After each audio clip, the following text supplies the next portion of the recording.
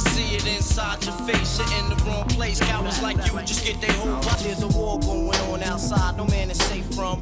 You can run, but you can't hide forever. Everybody else that want drama, come see us, man. Come right here, man. We be right out here. If you want drama with us, we right here, son. Word. Never stop. The war's on 24/7. Make no mistakes. Lot of corny man. A lot of corny rappers, man. I'm just like, yo, man.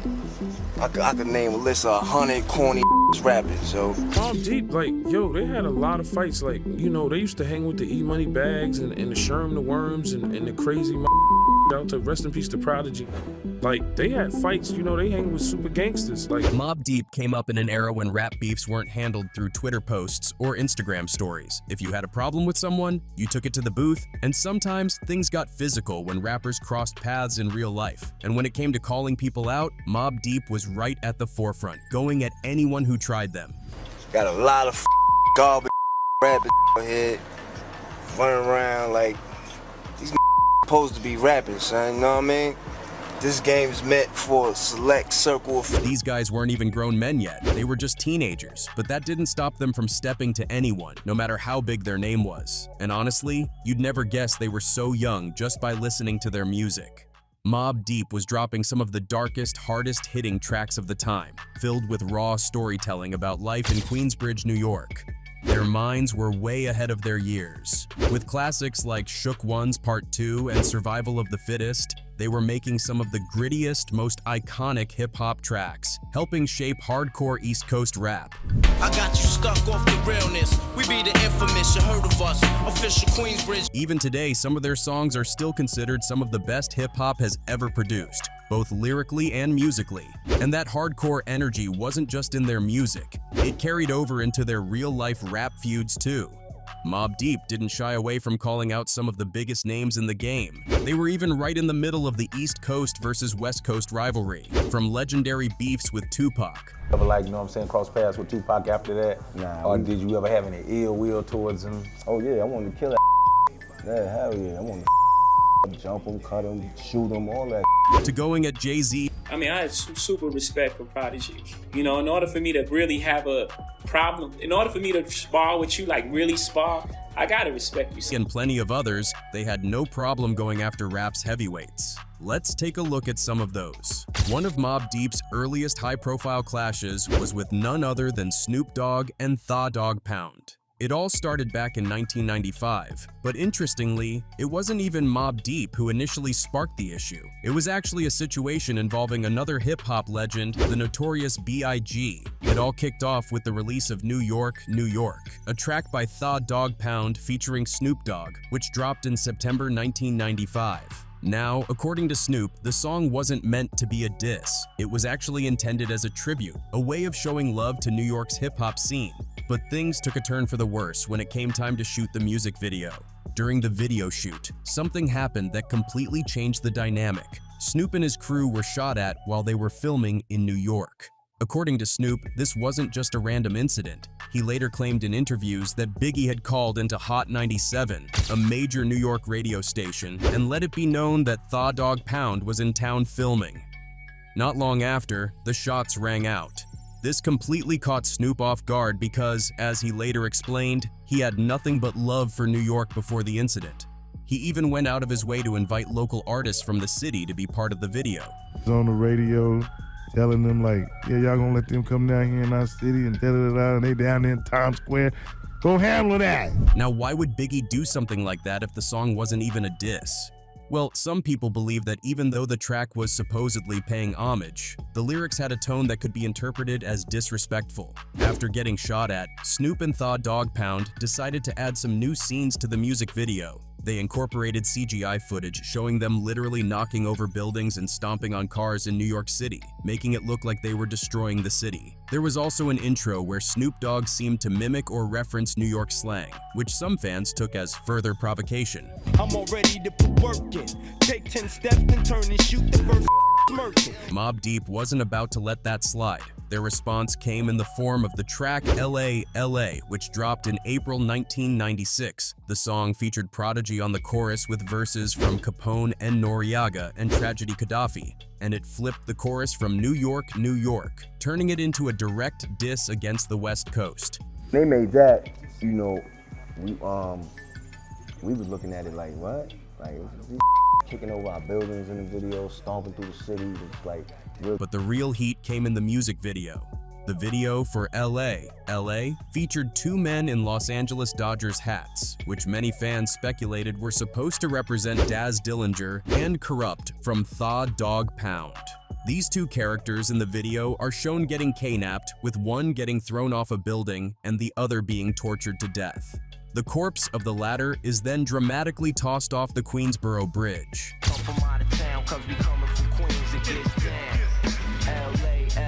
Thankfully, the feud didn't last forever. Over time, things settled down and Mobb Deep eventually ended up working with Snoop Dogg on two tracks, Thou Shalt Not K and Get Down. But if Mobb Deep thought that was the end of their involvement in the East Coast versus West Coast war, they were wrong.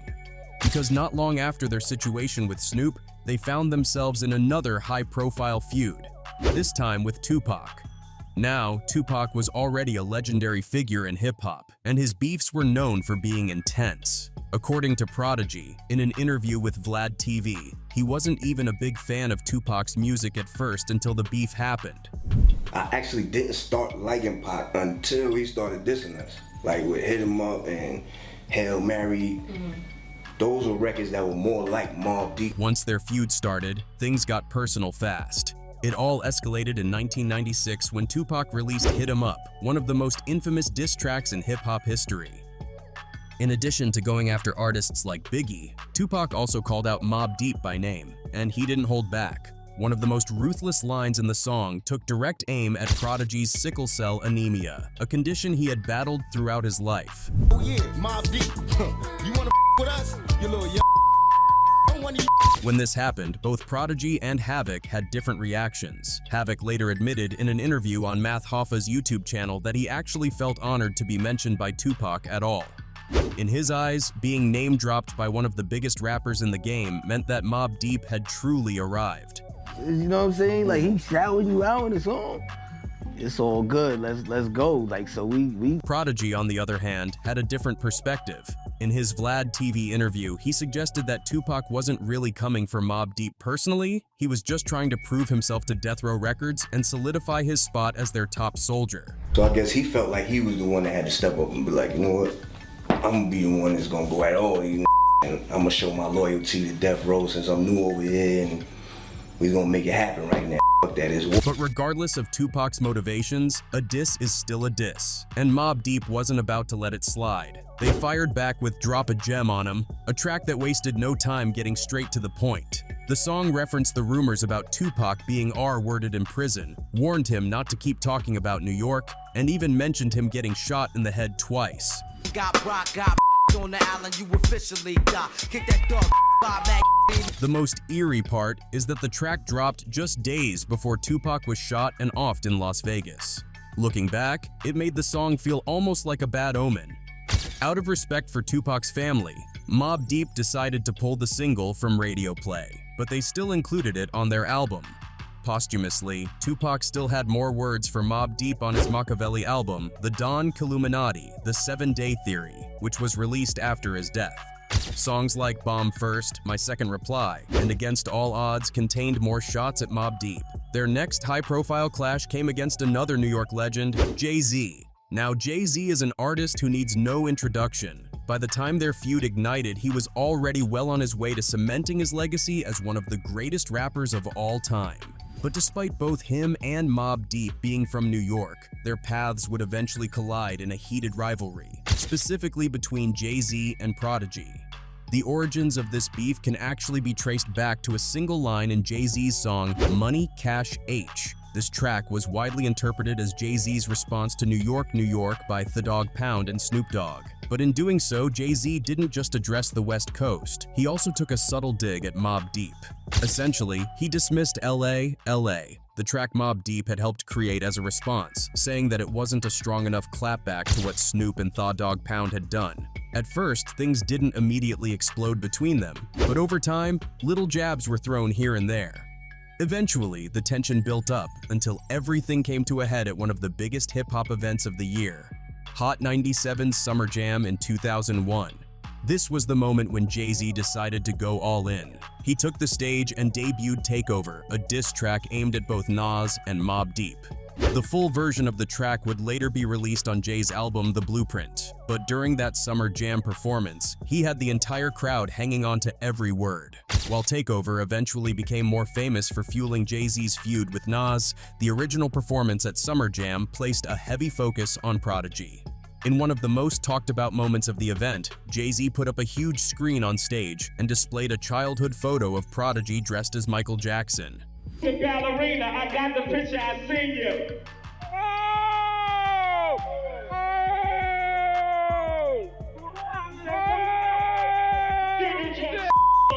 Now, for most people, a childhood photo isn't exactly career-ending, but in the hyper-masculine, street-focused world of early 2000s hip-hop, it was enough to send shockwaves. The crowd went wild, and the moment became one of the most infamous moments in Summer Jam history. But Prodigy wasn't about to let this go unanswered. Mobb Deep responded later that year in December 2001 on their album Infamy. Tracks like Crawlin' and The Learning, Burn contained direct shots at Jay-Z. However, despite the intensity of their feud at the time, things didn't remain hostile forever. In a 2017 interview with Rap Radar, Jay-Z confirmed that he and Prodigy were able to settle their differences before Prodigy's passing. I mean, I had super respect for Prodigy. You know, in order for me to really have a problem, in order for me to spar with you, like really spar, I gotta respect you. I respect his, I sampled him for my first album, right. So I was aware of him and had respect for him.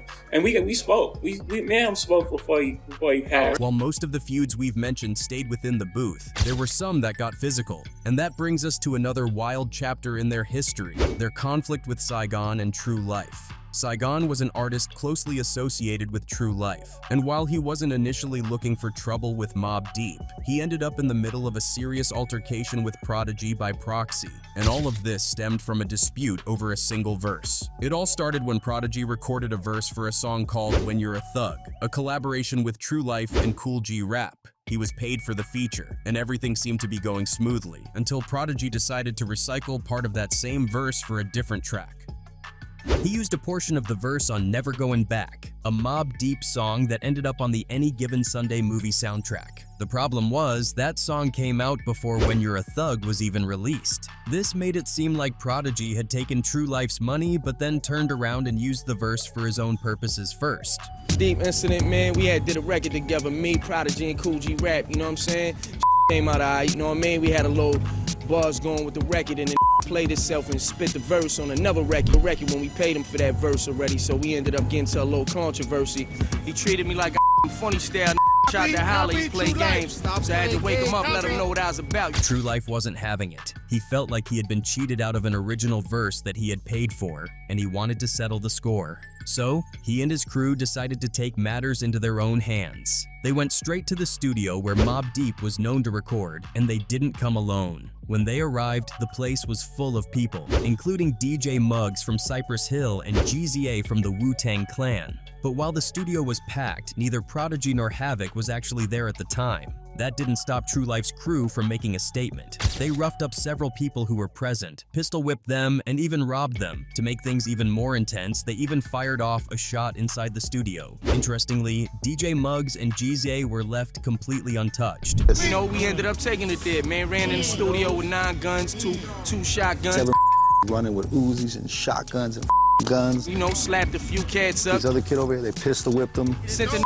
home. Meanwhile, Saigon didn't want things to get physical. He was more interested in talking things out and resolving the situation peacefully before it escalated into something worse. Another notable feud that emerged during their run was with Keith Murray and Redman. While today, subgenres like weed rap and psychedelic hip-hop have been widely accepted in the culture, things were different back in the 90s. Rappers who built their brand around recreational drug use weren't always embraced by those who considered themselves hardcore lyricists. This divide was made crystal clear on The Infamous Prelude, a spoken word intro track from Mobb Deep's 1995 album, The Infamous. On this track, Prodigy didn't hold back in voicing his disdain for rappers who focused on rhyming about weed, partying, and other lighthearted topics instead of hardcore street narratives. Now, while Prodigy didn't directly call out any names on the track, the words were enough for Keith Murray to take offense. He felt like the statements were aimed at him and his close collaborator, Redman.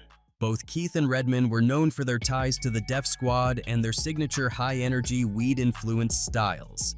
They were the type of rappers who didn't take themselves too seriously, often incorporating humor and wild metaphors into their music, something that contrasted sharply with Mobb Deep's raw, grimy realism. Instead of letting it slide, Keith Murray fired back with 80 bar assassin freestyle, where he went all in. He called out Prodigy by name multiple times, bringing up personal details like his background at a dance school, which was seen as an attempt to discredit his street credibility. He also took a low blow by referencing Prodigy's sickle cell disease. Shape or form, and when you die with the rest of the Mobb Deep, it's on. You ain't got enough strength to even run. Despite the back and forth on wax, there was a moment when things could have been resolved. In a 2021 interview with On The Radar, Keith Murray revealed that he had spoken to Havoc about the situation. According to Havoc, the comments on The Infamous Prelude weren't specifically aimed at Keith or Redman, but since the words had come from Prodigy's mouth, it was up to him to clarify. However, before any real resolution could be reached, the feud escalated to something more than just words. A physical altercation occurred. Mobb Deep continued to address the situation in their music. On the hidden bonus track in the long run from their Hell on Earth album, Prodigy took direct shots at Keith Murray. But that wasn't the only diss track to come out of this feud. Prodigy also sent subliminal shots on the I Shot Ya remix, a song by LL Cool J that featured some heavy hitters, including Fat Joe, Foxy Brown, and ironically, Keith Murray himself. In his verse, Prodigy referenced Def Kids, a clear nod to the Def Squad, a group that included Keith Murray, Redman, and Eric Sermon. However, by the time the music video was released, Prodigy's diss line had been removed. Even the official album version had the bar censored. Fortunately, despite all the hostility at the time, Prodigy and Keith Murray were able to put their differences aside years later. Before Prodigy's passing in 2017, they had settled their beef. But not all conflicts in Mobb Deep's history involved outsiders. In one of the most shocking moments in their career, even Prodigy and Havoc, who had been together since their teenage years, found themselves in the middle of a public fallout. In 2012, Havoc sent out a series of tweets that shook the hip-hop world. They were personal attacks directed at his own longtime partner, Prodigy. In these tweets, Havoc accused Prodigy of being gay. At first, Havoc tried to downplay the situation, claiming that his Twitter account had been hacked, but the damage had already been done, and rumors began spreading like wildfire. Not long after, an audio recording surfaced that appeared to feature Havoc speaking about Prodigy in a disrespectful manner. The authenticity of the clip was questioned at first, but eventually it was confirmed to be real. Once the truth was out, Havoc had no choice but to own up to it. In an in-person interview, he finally admitted that he was indeed the one behind the tweets, and that the reason he had lied before was because Twitter wasn't the best to resolve issues. Tweets is crazy, you know what I'm saying? And I believe that Twitter is not a place to resolve any kind of beef that you have with anybody. Prodigy, however, chose to handle the situation differently. Instead of firing back with insults, he took a more composed approach. He made it clear that Havoc's words didn't faze him. Despite this public fallout, the duo eventually found a way to patch things up. Just a year later, in March 2013, Mobb Deep embarked on an international 20th anniversary tour for their classic album Hell on Earth. This move left fans wondering whether their previous feud had been a genuine dispute or just a publicity stunt to generate buzz for their comeback. Throughout their career, Mobb Deep had more than their fair share of beefs. But despite all the conflicts, every major feud they had was settled before Prodigy's passing. Looking back, fans can reflect on these legendary moments and see just how different hip-hop beefs were back then compared to today.